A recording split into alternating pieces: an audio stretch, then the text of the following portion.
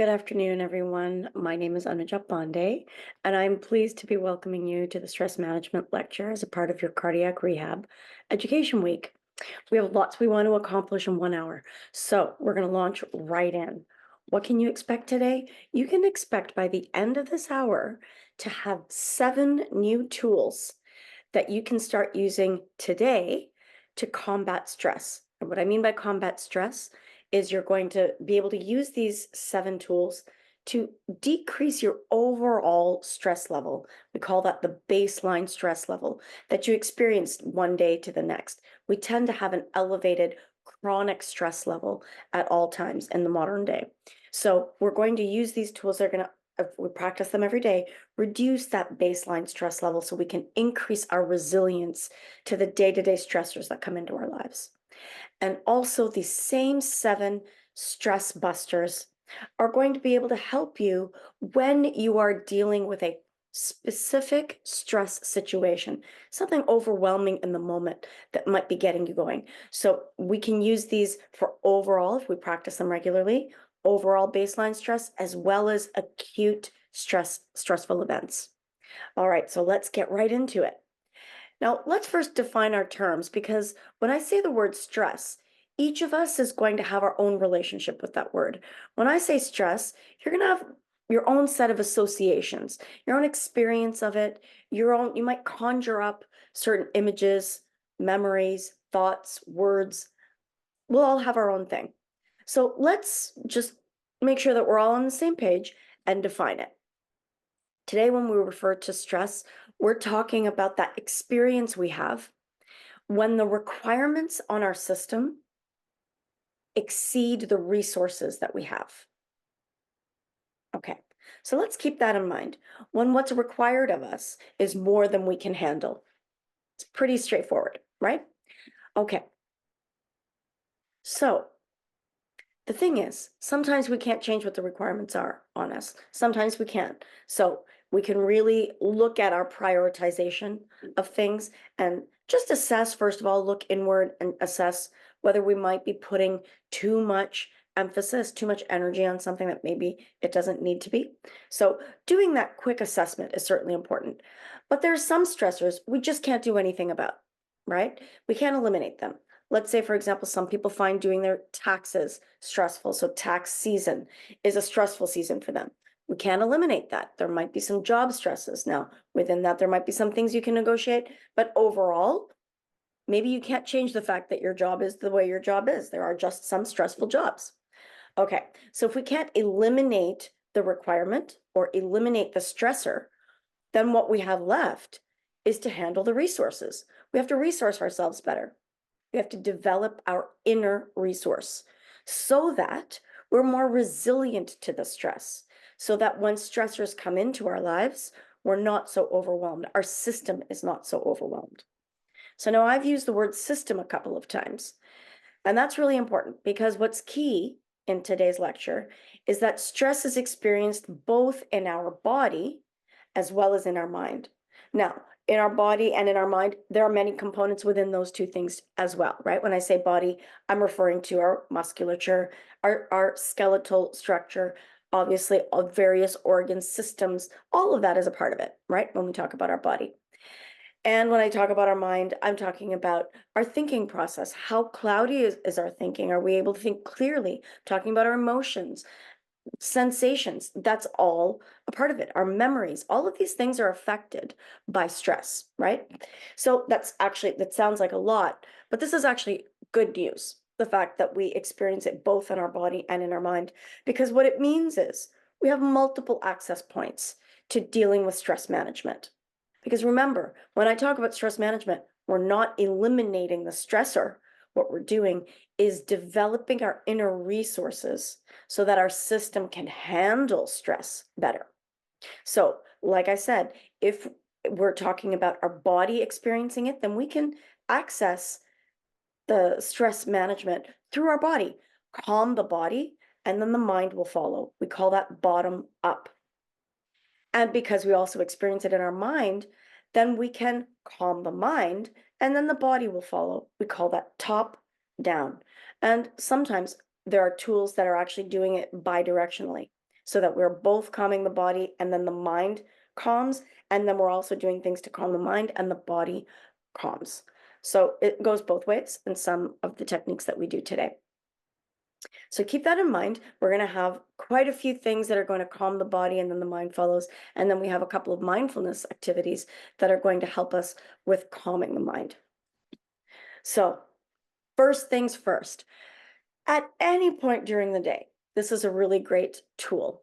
Just a quick check-in with our bodies. Because remember I said our bodies experience the stress. But that's, yes, in an acute situation. You're dealing with a stressful event in that's time bound and it will pass. Okay, so that you will register both in your mind and in your body. But then there are some past stressors or ongoing stressors that are unresolved, that are not time bound. They kind of follow you. And when that's the case, we call that chronic stress or past unresolved stressors like trauma, that kind of thing.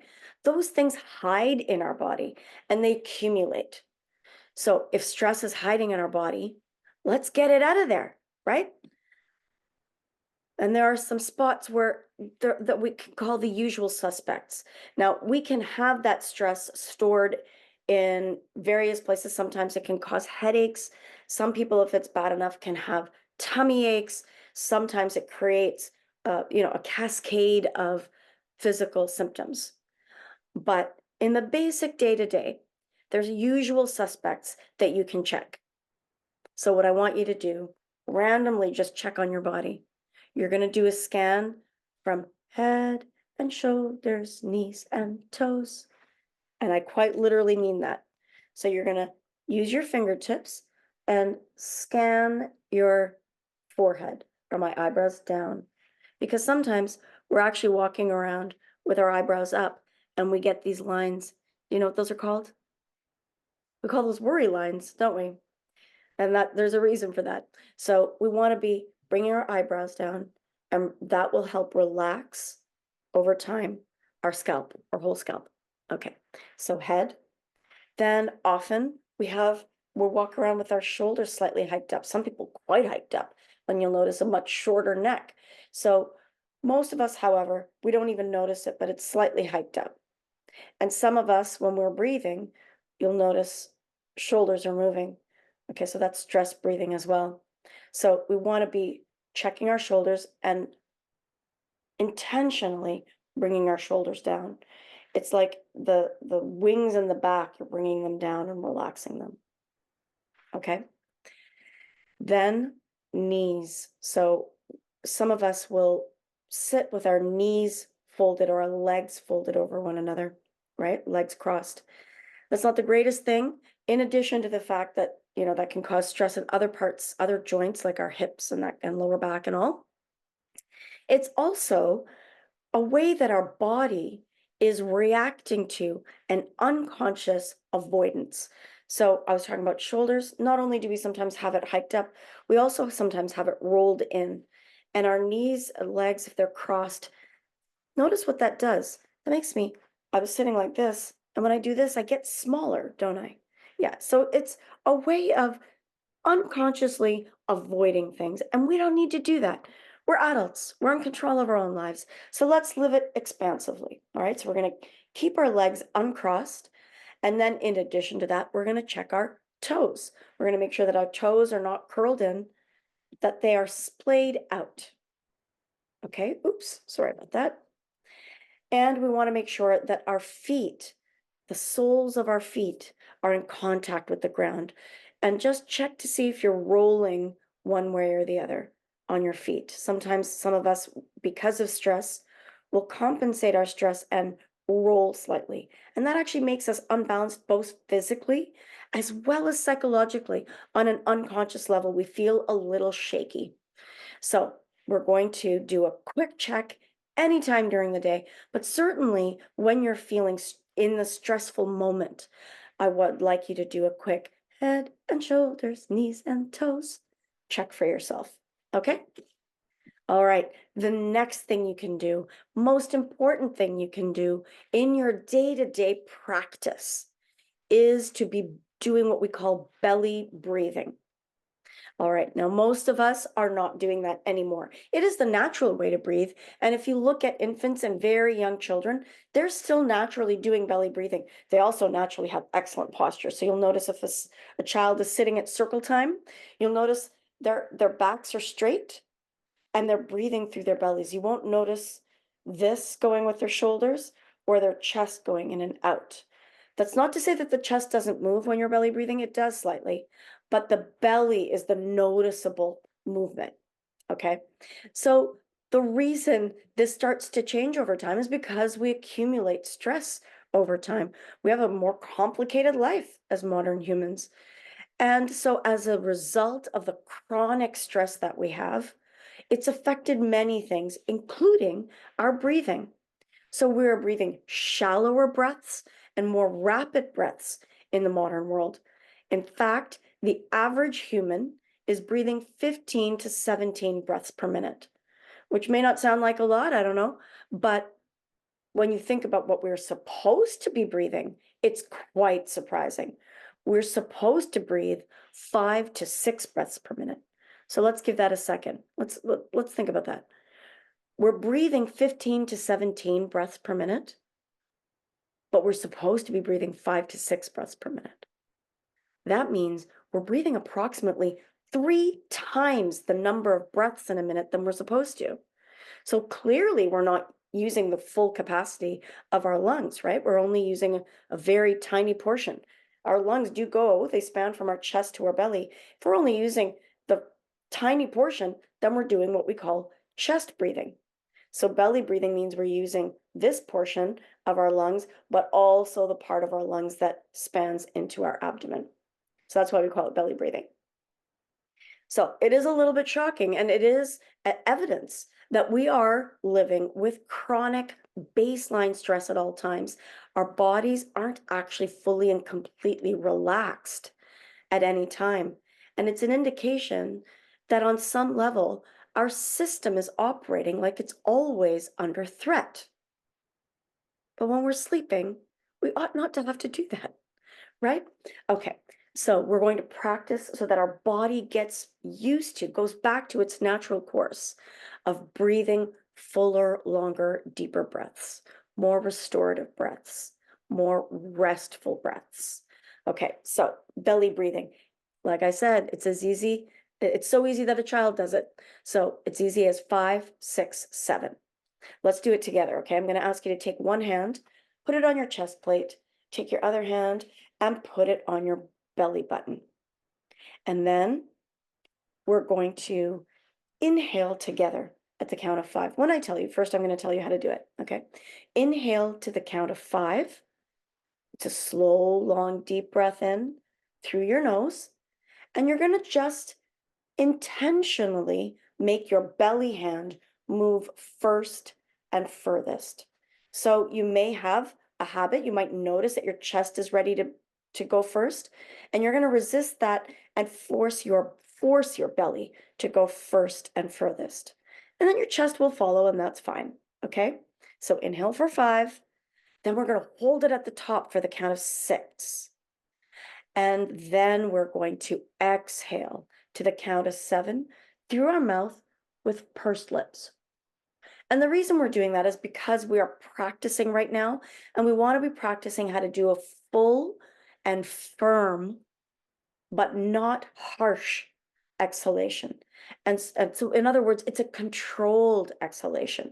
And so one way that we can make sure we're doing that is to use pursed lips, and that will force us to do it in a disciplined fashion rather than just letting it out. That's not what we want. We want it to be more like,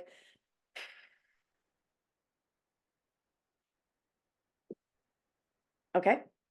All right, so it's going to be inhale to the count of 5, belly hand moving first and furthest, holding for 6, exhaling for 7 with pursed lips.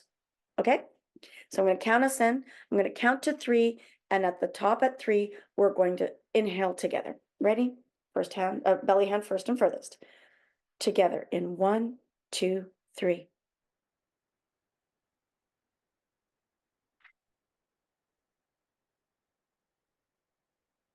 Exhale.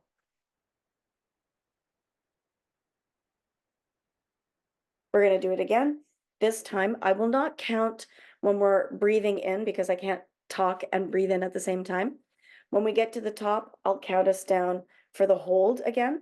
And then when we're exhaling, I'll count out the exhale for you, okay?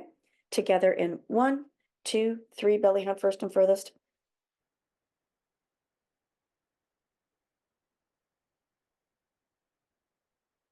And exhale, 7, 6, 5, 4, 3, 2, 1. Great job. Okay, one more time, because anytime we do our belly breathing practice, we should always do it in at least threes. However, you're going to find out, I'm going to ask you to practice it about 3 minutes a day when you're doing it on the regular basis. Together again, and 1, 2, 3, inhale.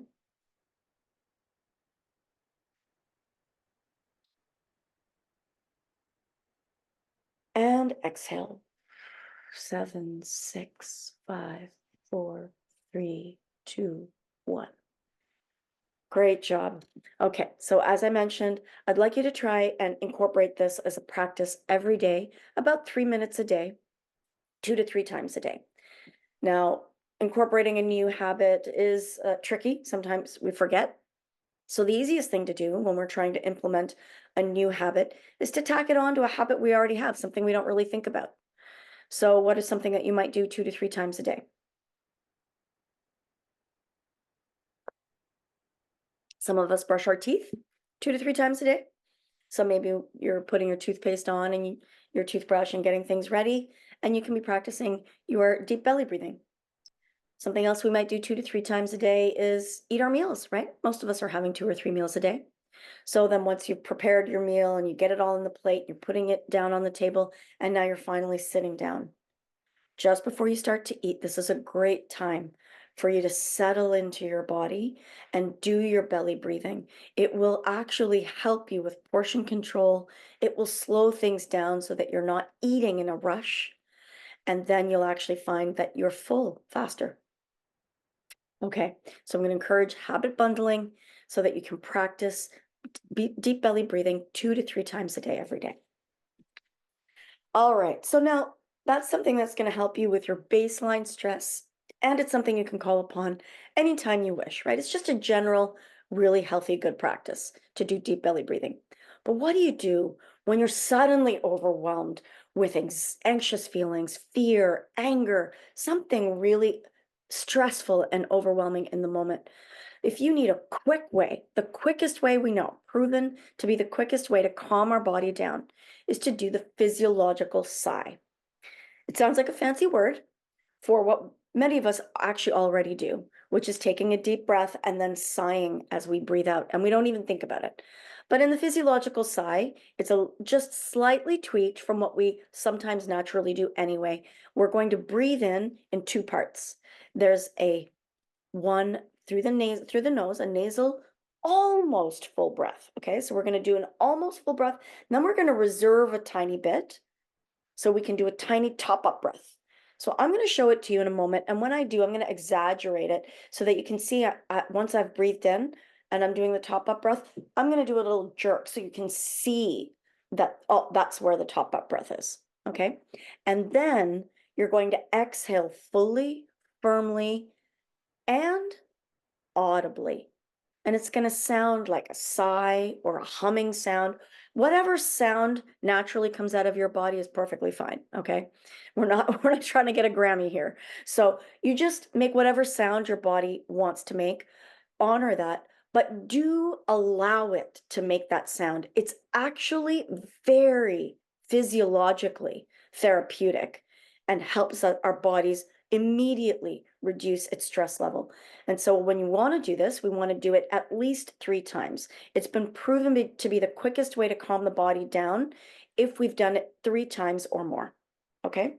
So when I do it, I'm going to demonstrate it once and then we're going to practice it together 3 times. And when I do it, I want you to notice how my body, by the time I've done the sigh at the end, what it looks like. You're going to notice it kind of melt into the relaxation. It just naturally does it. Okay, so first, nasal inhale, almost full breath, top up breath, and then exhale with the sigh. Here I go. I'm going to do it on my own and you can watch. I'm using my belly hand to just remember as I do the almost full breath that I'm still going to be conscious of trying to get my belly hand to go first and furthest. You don't have to be so particular about it because this is a new practice for you. So I just want you to practice doing the physiological sigh. Whether the belly hand goes first and furthest, that's up to you. Okay, here we go. Nasal breath in.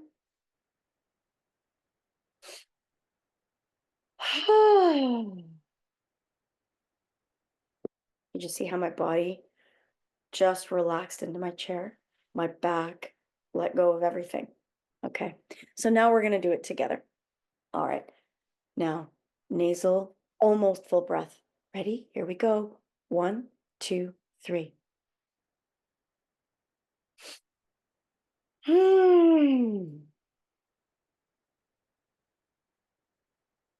Again. 1, 2, 3.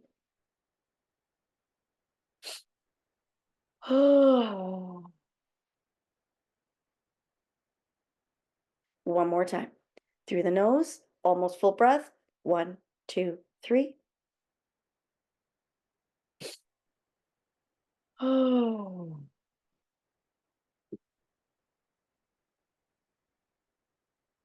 Great job. Now you're going to find this is going to be really useful in your day-to-day practice, the physiological side. Now, the third tool in our tool belt today is dealing with our sleep. Our sleep underscores all of our health, no question about it. Every healthcare practitioner can speak to this. However, the one thing I can say is that when it comes to our stress, dealing with our level of stress, sleep is absolutely paramount. We must have good restorative sleep. And how can we do that? Well, first, we want to understand something about sleep. Sleep has two drivers. There's the circadian drive for sleep, and there's the biological drive for sleep. We can't do much about the circadian drive for sleep. We don't control that. That has to do with the moon and the sun and the stars. We have no control over that. But the thing that we can tweak is our biological drive for sleep. That refers to how taxed our body is, our body and our mind, our whole system. How taxed is it? How much was required of it during the day, during your wakeful hours? And based on that, you're going to have a stronger or less strong drive to fall asleep. That's what we call the biological drive. How much restoration time does your body need? And the more it needs, the more it's going to be driven towards sleep. So in order to optimally have optimal restorative rest, we want to try and sync up our biological drive as much as possible with a circadian drive. We want to be making use of the dark hours as much as possible. So how do we do that? Well, here's the thing. As humans, different than the other animals in the animal kingdom, we are trained sleepers. We like to think of ourselves as animals, and many of our systems, including our stress system, has a lot in common with the animal kingdom. But we do have some more complex parts of our brain. And one of those complex parts of our brain actually make us different when it comes to our sleep. We are trained sleepers. And how do we know that? Let's think about it. If you've ever had a child in your life, very, very, very few of us are blessed with an infant or a newborn who is sleeping through the night, right? Very few of us are blessed with newborns who were born sleeping through the night. That almost never happens, right? So most of us have to engage in some form of sleep training. And so what are some of the things that we do when we are sleep training? Well, there are many different philosophies and techniques, but a lot of them have these two things in common. We might give our child a bath. Some people give their kids baths before bed. Certainly when you say it's time to brush your teeth, a child knows what's coming, right? And definitely when you say, time to put on your PJs, they know sleep is coming, don't they? We call that the preparatory phase of sleep. Okay, so we're just preparing to get ready for bed. Then we might crawl into bed or crawl into a chair next to them or something and read them some stories. There might be some bedtime stories, or we might sing to them. We might cradle them in our arms and rock them, or we might soothe them by petting them, that kind of thing. This is called the relaxation or wind down or lulling phase of sleep. Okay, So, in other words, all of this put together is what we call a bedtime routine, right? So, children have a bedtime routine, and it's crucial to sleep training. The thing is, it's somewhere along the way got derailed as our lives got more complicated as we grew older and we went to school and got jobs, etc., right? The more stressors we had, the more requirements we had, the more it derailed our bedtime routine. And we just never came up with a new one that was appropriate and adapted to our new adult life. So now we're going to have to do that for ourselves. So there are some sleep commandments that we're going to discuss to help you rehabilitate and get your bedtime routine back on track. The first thing you need to do, which is the first thing that any child can tell you about their bedtime routine. If you ask a child, what's your bedtime? They'll tell you right away, 8 o'clock. Now, whether or not they actually do it, whether it's enforced or not, is another story, but they know predictably what's expected to be their bedtime, right? I want you to have the same thing, except I don't want it to be something that you're kind of loosey-goosey about. Sure, you can give yourself the flexibility of 15 minutes here or there, but for the most part, you want to have a predictable bedtime. But I also want you to set a predictable wake up time. And the reason for that is because remember, we're trying to support our biological drive for sleep and maximize being able to sleep during the dark hours of the night, right? We want to take advantage of the circadian drive so that our biological drive and circadian drive are syncing up as much as possible in the modern world, right? Okay, so because we're trying to support the biological drive, we want to have a predictable amount of sleep. So, predictable bedtime and a predictable wake up time. What that means, though, is that we want to minimize naps. Not everybody can avoid it. If you can, great. Some of us might need a little something, a tiny little bit of a nap, a power nap to be able to get through the balance of the day. If that's the case, we want to minimize it so that we have only one nap if possible. And then also we want that nap to not be super overindulgent. We're sleeping for 2 hours in the afternoon. That's going to eat away at our nighttime sleeping. And then we won't be able to predictably fall asleep at night or stay asleep for the number of hours we want to. And then we might be more wakeful at night. So we want to have a disciplined nap time so that it's got a predictable beginning and end. In other words, I'm going to take a 15-minute power nap. I'm going to set an alarm and make sure that I wake up in 15 minutes and get on with the rest of my day. Or 20 minutes, maximum half an hour. So that at most you're having a half-hour power nap to just get you through the rest of the day. And then it shouldn't have too much of an effect on your going to bed on time in the evening. Okay. Next, exercise. Yes, exercise is excellent for your overall health, and it's really excellent for your mental health. Overall, great for stress management. But also, when we're talking about sleep specifically, it promotes better sleep. It helps us fall asleep faster. It will help us stay asleep longer so we're less wakeful at night. And it will help us have better quality sleep. Good quality sleep means we go through multiple cycles of sleep. Sleep is like a wave. It goes like this. We go into a deep sleep, then we rise a little, we have a medium sleep, and then we get into a superficial sleep slightly. It's just before wakefulness, and then we dip back down into medium and deep. And we do this a few times at night if we're having really healthy sleep. So exercise helps us do that. It very much supports our biological drive for sleep. Now, obviously, if we're in a cardiac rehab environment, then you need to be checking with your medical provider to make sure that whatever exercise regimen you're using is appropriate for your medical condition. So I don't want you to be overly exerting yourself to do this. Just, follow what's prescribed for you, but make sure that you do it, whatever your exercise routine might be. All right, so now we've talked about some things that we want to include in our bedtime routine. Now we want to be talking about some things we want to avoid. 4 to 5 hours before bed, we want to avoid caffeine, nicotine, and alcohol. These are both mood altering as well as energy altering, meaning they are stimulants in our system, okay? So we don't want to be stimulating our nervous system with caffeine. So that what that means is no decaf either. Decaf is not no caffeine. Decaf is reduced caffeine. So unless the label says non-caffeinated or caffeine-free, those two are safe.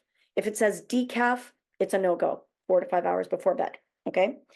Also, you want to be avoiding dark chocolate, and you want to be avoiding Pepsi or Coca-Cola, any of the colas, those dark pops. Dr. Pepper's another one. They all have caffeine. So we want to be avoiding those 4 to 5 hours before bed. We don't want to be smoking 4 to 5 hours before bed. I know some smokers say that they find that they're more relaxed after they have had a smoke. But what I'm going to suggest, because nicotine is the same chemical now as it was the very first time you took your first puff of a cigarette. And if you think about that first time, almost every smoker can remember the experience of their first puff. Certainly they'll remember the coughing, but also they'll remember how their heart started racing. They'll remember how clammy they felt or slightly sweaty. Certainly they'll remember that feeling of uneasiness. And they'll remember it because it's not like any other experience that they had had before. So it's something that really sticks out in our minds, and our body remembers it. Remember, we experience stress both in our mind and in our body. That would be an example of it got encoded in our body. And as soon as I ask you about your first puff, your body will remember it. Okay, so that same chemical that caused that reaction is still in the cigarette now. But when you do take a cigarette, you know what you're actually doing? Something that we practiced earlier as a part of stress busters. You're doing deep belly breathing. Because think about it, when you take a puff of a cigarette, you take a full, long, deep inhalation, you fill your lungs. Not only that, you hold it for a second too, right? Remember, we hold it at the top for the count of 6? You hold it for a bit.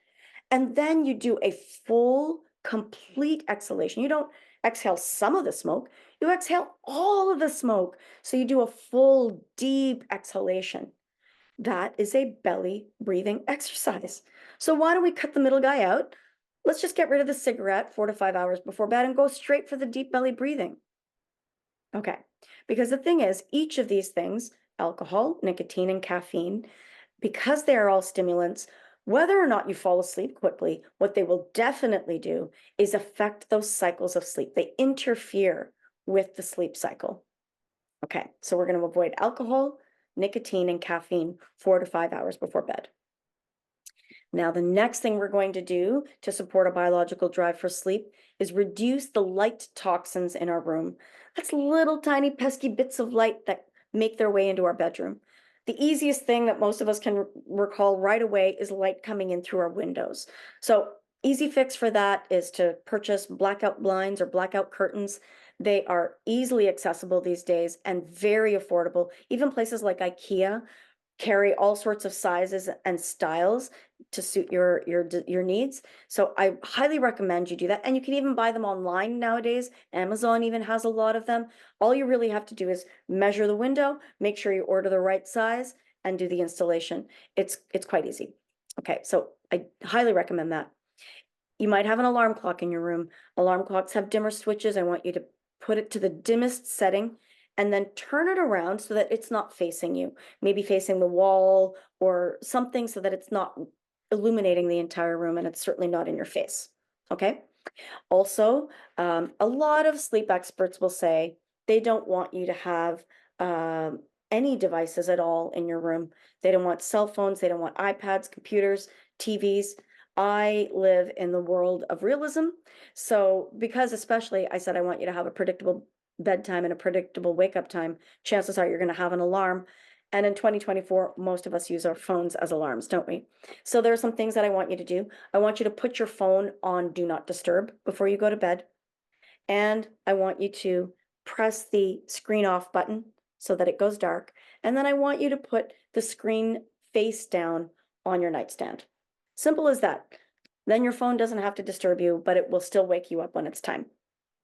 And then finally, we can sometimes have these tiny little LED lights. They're like indicator lights on various appliances, sometimes on DVD players and PVRs and that kind of thing. Sometimes even light switches on your wall might have a tiny little LED light, and they're not necessary really. Our body knows where the light switch is on the wall. So I would suggest maybe putting a little sticker, maybe a happy face sticker or something like that, or a tiny little piece of duct tape, or if you have Mac tack, you can put Mac tack on them, just so that those aren't actually adding to the light in the room in any way. Now, if you do find you need to go to the bathroom in the middle of the night, then maybe have a small, one single night light in the bathroom and close the door so that when you have to get up and go to the washroom, then when you open the door, there's enough light to guide you in the washroom. But then when you leave, you close the door so that it doesn't illuminate your bedroom and bring light in there. Okay. Now, a lot of people say that their thoughts are what keep them awake at night. Okay, well, then there's some things that we can do. What I do is have a notebook. This notebook sits by my nightstand at all times. There's only one time in the month that it is not at my nightstand, and that's when I'm doing this lecture so that I can show it to you. Otherwise, it is by my nightstand at all times. And what do I put in it? I put in it any thoughts that come to me. I'll put them in there. Certainly, I will write down my to-do list before I go to bed. So that helps to do the initial dump. But then there might be other thoughts that come into my mind. So what I want to do is use this to catch my thoughts. That includes, any feelings I might have, any issues that, are kind of still on my mind from the day, or even ideas. I might have some ideas come to my mind. So those things will all go in here. Now, if you are the kind of person who likes to write in their diary, go for it. That's an excellent practice. It's a great mental health practice. But the purpose of this notebook is not to chronicle your life. It's to help you unburden your mind so that if you have ideas or thoughts or to-do list items or anything that really goes through your mind, you don't cling to the thought. You have a safe place to put it so that your mind can release it.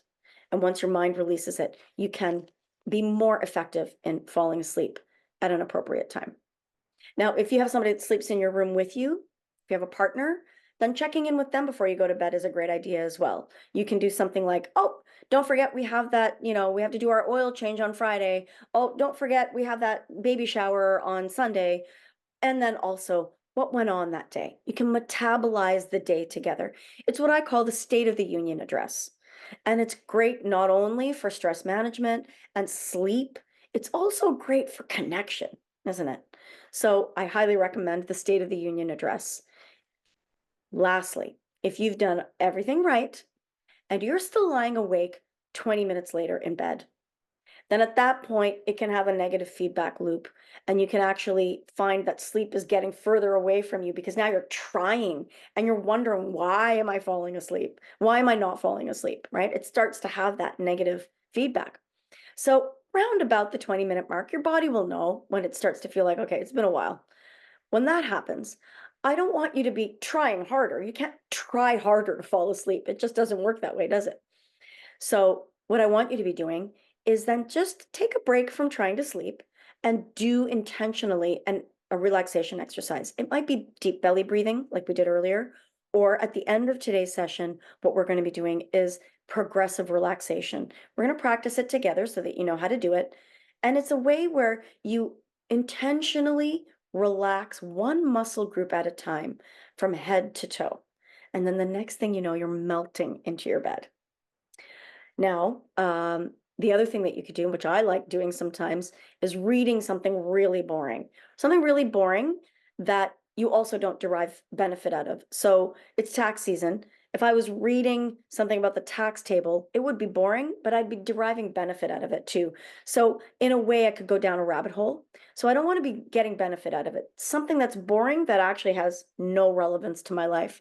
So for example, I can promise you, I will never try to fix my own refrigerator. It won't happen. So I could read my refrigerator manual, and that will be both boring and I will not derive benefit out of it. So that's something that can lull me into sleep. All right. Now, depending on what you are incorporating in the preparatory phase of your bedtime routine, so the flossing, brushing, I don't know, some people might have, skincare routines, that kind of stuff. Depending on what you're incorporating, you want to start your bedtime routine 30 to 60 minutes before bed, something like that, because you want to be keeping the last 20 minutes for what we called the relaxation or wind down or lulling phase of sleep. Okay, that's the relaxation activity that I was talking about. You want to save that last 20 minutes for that. So depending on what other things you need to do, you got to do the math and figure out if you're going to start 30 minutes before bed or 60 minutes or what have you. All right. So those last 20 minutes, why 20 minutes? Because we have the same nervous system that our ancestors had when they were sleeping in the forest among the wildlife. And when that was the case, it had to be on high alert at all times, right? The nervous system had to always be doing a surveillance of the environment to make sure that the individual was safe. So it takes about 20 minutes for that system to calm down so that the unconscious mind can feel a place of security and that it's safe to fall asleep. So that still follows us in the modern day. So we want to be able to give ourselves that about 20 minutes to get into that relaxation. So what are some of the things that we can do? Well, for a child, we might sing to them. So similarly, maybe we can listen to some soothing music. To a child, we might read a bedtime story. So similarly, we could read, a pleasant book or read something pleasant. We could soak in the tub for a little while. We can meditate. We can do some yoga breathing. With meditation and yoga poses, gentle yoga poses, you might listen to, these days there are recordings like on YouTube, and then there are definitely various apps that have sleep induction and relaxation based recordings that can do a guided meditation or guided breathing. So those are also useful. And so again, like I said, there's the belly breathing that also very, very much helps in getting into that relaxation lulling phase. And then there's the progressive relaxation, one muscle group at a time, intentionally relaxing them. And that's extremely effective. Later today, when we practice it together, you're going to notice how ready you are to go to sleep. Some people actually fall asleep when we do it together, which is perfectly fine. That means it works, right? Okay, so next we're going to do mindfulness. We have 2 mindfulness exercises, and then we're going to do our progressive relaxation. So far we've done the deep belly breathing. We've done the body scan, head and shoulders, knees and toes. We've done up the physiological sigh, and now we've talked about our sleep. All of that is bottom up, relaxing the body, and then the mind follows and relaxes as well. Now we're going to do a practice where it's calming the mind, and then the body follows the top down. That's what mindfulness is. So let's actually define it. Mindfulness is a mental state that we achieve by focusing our awareness, bringing our attention, our focus to the here and now, the present moment, this environment, this exact spot in this exact moment. And we do so accepting the exact moment and the exact spot we're in, the thoughts, the emotions, and sensations. We accept it all without moral judgment, without value judgment of it being good or bad, should or shouldn't. We're not having active thoughts about that, because what we're doing is just focusing in on this moment and getting curious about the here and now. And how do we do that? Well, we can harness one or multiple of 6 things. There are 6 things that we have at our disposal at all times that can only exist in this exact moment. They can't exist in the past, and they can't exist in the future. They can only exist in this moment. One thing would be our breath. Our breath can only exist in this moment. And here's an example. I can't breathe 3 breaths from now. I can only breathe this breath. And I can't breathe the breath from 2 weeks ago. I can't even breathe the breath I breathed 1 second ago. I can't breathe the next breath. I can only breathe this breath. And when I'm done this breath, then I can only breathe the next breath. I can't breathe 3 breaths later. I can only breathe the next breath. So you see how each breath is one moment that brings me into this present, tiny, tiny, minute present. Okay. Same thing can be done with our senses, our 5 senses. So for example, I can touch my own hands right now because they're right here, right now, and I can feel my hands. I can't feel my grandmother's hands from when I was a child, right? Nor can I feel my own future grandchildren. I can't touch their hands right now and feel that either, can I? I can't even feel that doorknob because it's not right here. I can only feel what's right here, right now. Okay. I can't even feel how rough my hands were. I'm touching my hands. I can't feel the roughness that they had before I put cream on my hands. I can only feel how smooth they are right now. Okay. So that's an example of how senses can only exist in this moment. I can't hear my grandmother's voice from when I was a kid and I can't hear my kids' voices when I'm going to get home. I can only hear what's in this room right now. And if I bring my attention to it, it's really hard for my mind to do anything else but really hone in on my sense of hearing. It stills everything. That is the power of using our senses for mindfulness practice. Okay, so then what it does is keep me in this moment so that I'm released from lamenting about the past or worrying about the future. Okay, so let's do it together. And this is going to be like a game. We're going to do it like a game. It's called the name game. And this is a great thing to do with kids as well. So if you've got kids or grandkids or something like that, not only is this a great practice so that you're setting them up for their own stress management early in life, you're also, let's say, especially when you're dealing with kids, they can really, they can get riled up sometimes, can't they? So you can actually intercept that very aroused state that kids can get in if they're, like, say, about to have a tantrum and it's a bit much. Doing this practice with them can actually get them out of that spiral pretty quickly. And it's a fun thing to do together. So I highly recommend it. All right, so what are we going to do?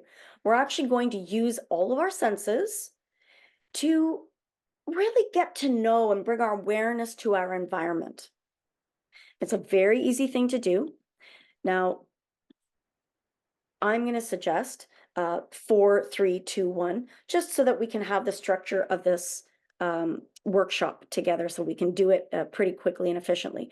But these are arbitrary numbers. You can do 10 of something, 8 of something, but just make sure that you have decided, I'm going to find 6 things that I see in this room, or I'm going to try and find 3 things that I smell. The more things that you put in hear and smell and feel in particular, those 3 senses, the more you do, the more you're going to have to really focus and really bring your attention into one thing. It really brings your awareness into the moment. Okay, so let's give this a try. Now, like I said, this is a quicker one because we're doing it just for the sake of this. I would encourage you to do more, try and notice more things in your environment when you're practicing this at home. So 4 things that you see. I'm going to ask you to find 4 things that you see and just keep it to yourself. And I'm going to say it out loud just to keep this efficient. Okay, so 4 things I see. I see sticky notes. I see my computer keyboard. I see my finger as it's pointing at things. And I see my cell phone. And I see my pen. Name 3 things you hear. Now remember, the hearing really helps focus us and bring us into the moment. And oftentimes I find I need to close my eyes to really concentrate and hear. What can I hear? Oh, see how quiet and still I've become? It really slows things down. I can hear the hum of my computer. I can hear a tiny bit of rain outside. I didn't realize it was raining. And I can hear the air coming in through the air vents. Do you see how calm and still I got? That's what happens. Okay, name 2 things you feel. Well, I feel my hands against each other, and I can feel my chair cradling my bottom, holding me. Name 1 thing you smell. Oh, I can smell my coffee. Okay, so that's mindfulness game number 1. Mindfulness game number 2. Now, this is in the event that you find the environment itself is very stimulating.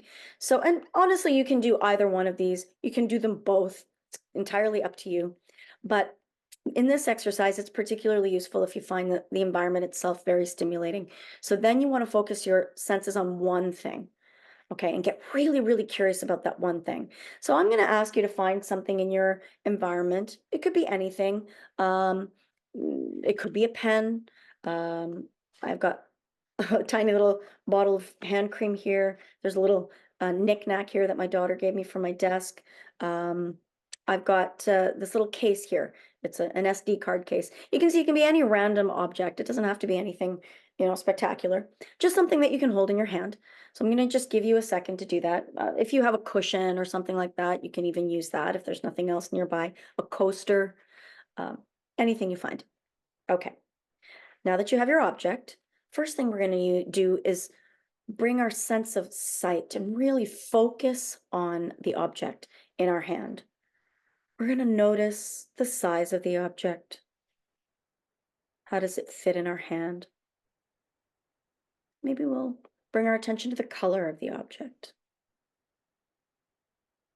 Its shine. Is it shiny? Is it matte? Dull? How does the light reflect off of it? Get really curious about your object. What happens as you turn it around and move it around in your hand? Does it change how the light bounces off of it? Is the color the same everywhere, or does it change? Is it monotone, monochromatic, or is it multicolored, iridescent? Is it transparent or opaque? If you put it up against the light, does the light go through it? Getting really, really curious about your object. Well, let's now maybe close our eyes and feel it. It really helps to hone our senses, other senses if our eyes are closed. So we're going to keep our eyes closed for a minute or two and just really get to know the texture of our object. Does it feel rough? Does it feel smooth? Feel the shape of your object. I wonder what it sounds like if you shake it near your ear. Does it make a sound? Is it a rattling sound? A jingling sound? What kind of sound is it? I wonder what it smells like. Hmm, interesting. And now, what does it feel like if you drop it into your hand? You feel the weight of it as it drops into your hand? Does it make a sound when it drops into your hand? Did you notice how firm your object was? Was it firm? Is it soft, squishy, plush? Okay, so we brought a lot of our senses, got really, really curious about our object, and what did we not do? Chances are, if you were following my cues and you were listening to my voice, you weren't doing your grocery list in your mind at the same time, because our mind can only focus on one thing at a time in that sense when we are very focused. So that's what we're doing with mindfulness. We're getting very focused on one thing. All right. And now finally, we are going to do what we call progressive relaxation. This is number 7 of our 7 tips for stress management. In progressive relaxation, you might recall I was telling you it's great for sleep induction. It's also, if you practice it daily, really good for reducing the experience of our baseline stress. It actually helps make us more resilient in the day to day when it comes to dealing with stress. Okay, so we're going to do it together. I'm going to ask you to take your fingers and put them on the crown of your head. All right. And you're going to start by gently tapping. And then as you're tapping, then you're going to slowly stroke as I start to move on from one part of your body to the next. And your fingers are going to follow as I talk. I'm going to go over forehead, eyelids, cheek, neck, and then shoulders. And when you get to your shoulders, now it gets pretty hard. So I'm going to ask you when we get to our shoulders to let our hands and arms just drop to your side. Okay. And then you'll just follow my cues as we continue to do the rest of the relaxation. All right. So fingertips on the crown of our head. I'm going to ask you to close your eyes and notice how your fingertips are stimulating your scalp, the muscles in your scalp, so that you remember that they're even there. And now instead of just tapping, we're going to stroke. And as we stroke down our scalp, we're going to notice how it brings a deep relaxation into our scalp. And now over our forehead. And remember we said head and shoulders. So head, we're watching that our eyebrows come down. And as we stroke our forehead and our eyebrows come down, we notice how deep the relaxation is becoming as it continues down over our forehead, near our eyes. And our eyes are now gently closed. We notice how our eyelids are getting heavier with this deep relaxation. Deep, deep relaxation as we now continue down over our cheeks and on our jaw Notice how our jaw is unclenching. So maybe even opening slightly as this deep relaxation penetrates into our jaw. You might notice that your teeth are now parted. Your lips might be parted. This is all signs that you've let go of any tension you might have been holding in your jaw and your chin. Letting that deep relaxation come down over your neck now. Feel your neck releasing fully and completely into your shoulders. Now remember, it was head and shoulders. So we're going to make sure our shoulders are drooping down.